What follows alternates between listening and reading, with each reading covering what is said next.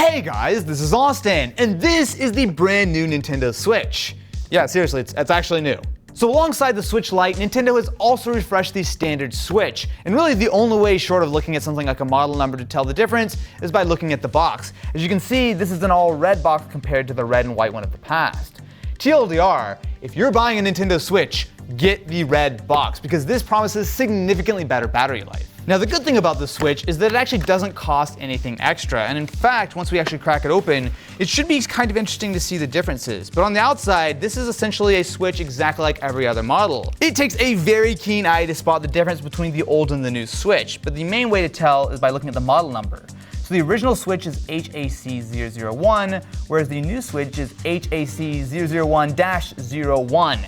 Now it sounds like a very subtle difference, and especially when you look at the hardware, it is. However, the brand new Switch promises up to 2 hours more battery life thanks to an all-new Tegra processor, which in theory should deliver much cooler performance as well as that better battery life. But of course, that's the question. How much better is this new Switch? So as far as I know, there's actually no other differences with the Switch on the actual unboxing side. So some people have speculated that the plastic on the Joy-Cons is a little bit different.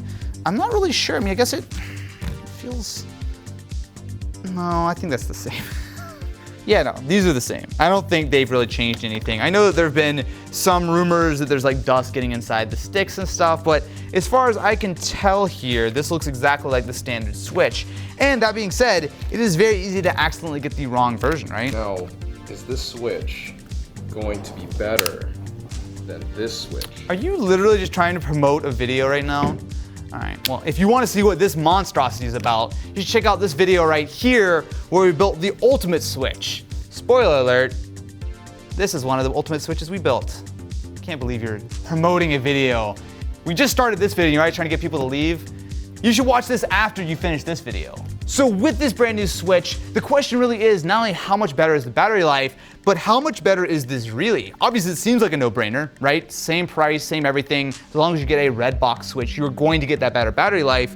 But I'm really curious to see exactly what is different with this and whether or not this gives us any indicators of not only what the Switch Lite will be like, but almost more importantly, what the Switch Pro will look like. So what exactly is inside this new Switch? Well, I've taken the liberty of taking apart the old Switch as well as the new one, and let's see what's actually different. That looks very similar. Okay, so batteries are both 16 watt hours, so all of the battery gains here really do come down to the processor.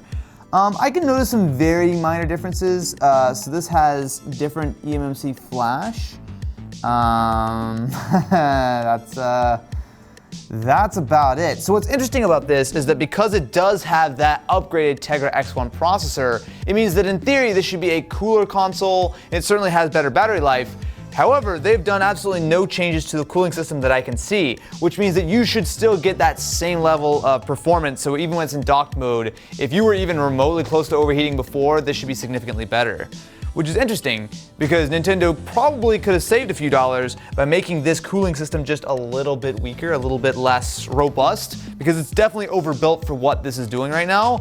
However, at the end of the day, it was probably cheaper for them to just swap out the SoC and call it a day. The actual chip underneath is probably smaller than it is here. So even though from this vantage point I can't see, but it is almost certainly a 16 nanometer shrink of the 20 nanometer version of the X1.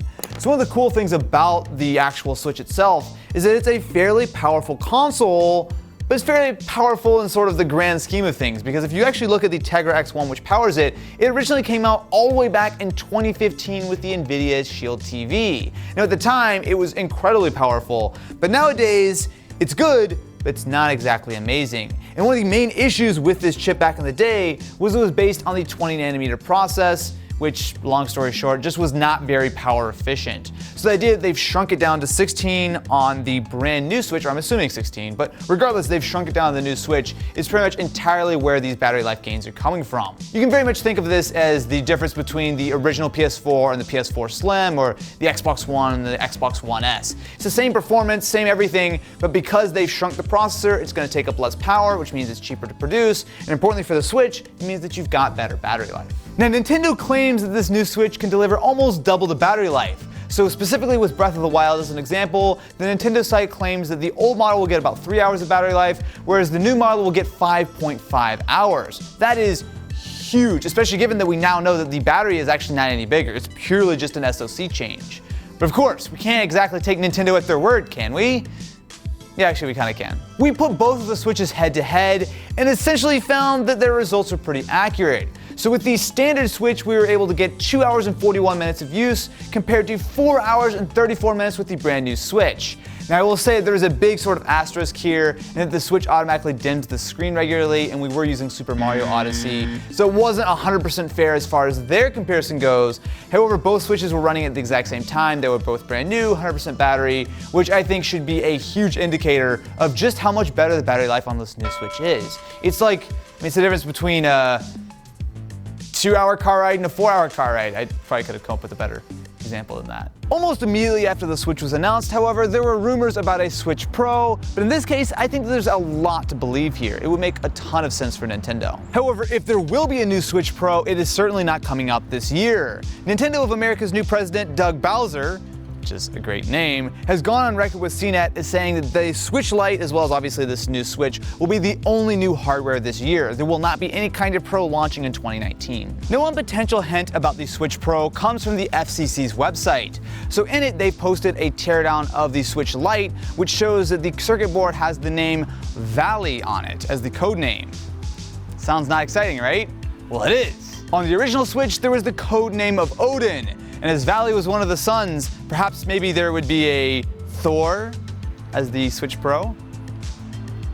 This is really into Nerd Town, I will admit. However, there's actually better evidence than that. Now, one interesting tidbit from the FCC's teardown of the Switch Lite is the battery size. So whereas the red box Switch as well as the standard have a 16 watt-hour battery, the Switch Lite has a smaller 13 watt-hour cell, but even with that, because it has that more efficient processor, it still means that you're getting that better battery life than the original model. However, as of right now, and at least for the foreseeable future, the red box Switch will definitely be the battery endurance champ. Even though Nintendo is still silent on whether or not we're going to get a Switch Pro, the Japanese game site Gamepedia has got a ton of rumors on some of the specs that we could expect. According to them, the Switch Pro will get a RAM bump from 4 gigs on the current model up to 8, as well as 4 times the internal storage, 32 on the current Switch and Switch Lite, and 128 gigs on the Switch Pro, all of which makes perfect sense for a Pro console. What will truly push the Switch Pro, however, is going to be the actual spec inside. So because the NVIDIA Tegra X1 is fairly old on the Switch right now, there's certainly a lot of room for upgrades. So not only does NVIDIA have other models of the Tegra chip, but you can also imagine a potential custom version which is specifically meant for the Switch.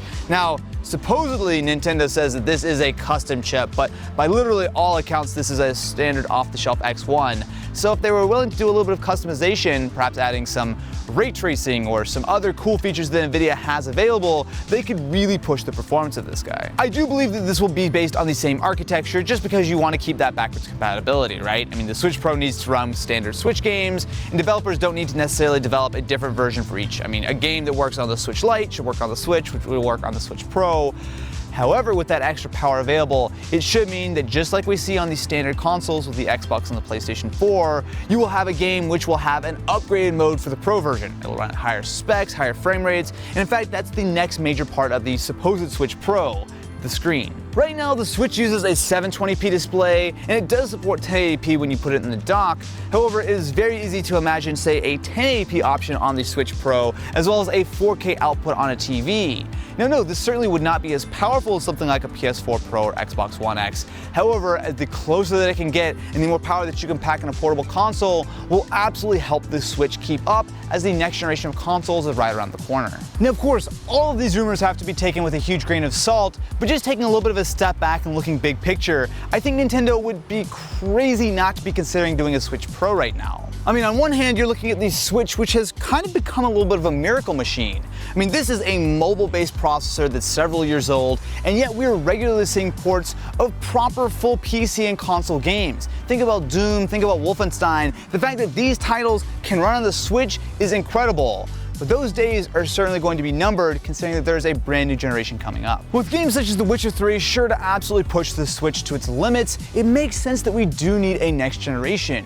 I mean, sure, these games are very impressive considering what they're running on, but if you look at the version of Doom on the Switch versus the Doom on PS4, PS4 Pro, I mean, it is really not in the same league. It's like the difference between maxed out settings on PC versus low. It's such a huge cut, and with this next generation of consoles coming out, there's a lot of games which I don't think will work at all on the Switch, and that's something that Nintendo should really be paying attention to, because they've gotten a lot of uplift this generation by having some properly good cross-platform ports. Sure, lots of people buy Mario and Zelda and Splatoon and I don't know, whatever else they make. But at the end of the day, the Switch is absolutely being helped by the fact that there's getting so much more third-party support versus the Wii U, and it has to have the power to keep up. This can all be boiled down actually surprisingly simply. If you were buying a Switch this second, the Redbox model is an absolute no-brainer. Same features, same price, except it's just got much better battery life. Now, if you want to wait a little bit for the Switch Lite, it's a decent choice. It is cheaper, but you do definitely have to be ready to use a portable-only console, which I think a lot of people will be fine with, but there is a little bit of a limitation there. However, if you already own a Switch or you aren't in a huge rush, the Switch Pro might be worth waiting for. Now mind you, it's still all in rumor territory, so we might be a year or more away from a Switch Pro actually hitting stores, but I think there's a lot of potential, and to me, if Nintendo does not really seriously consider doing a Switch Pro soon, I think they're completely crazy. It just makes way too much sense.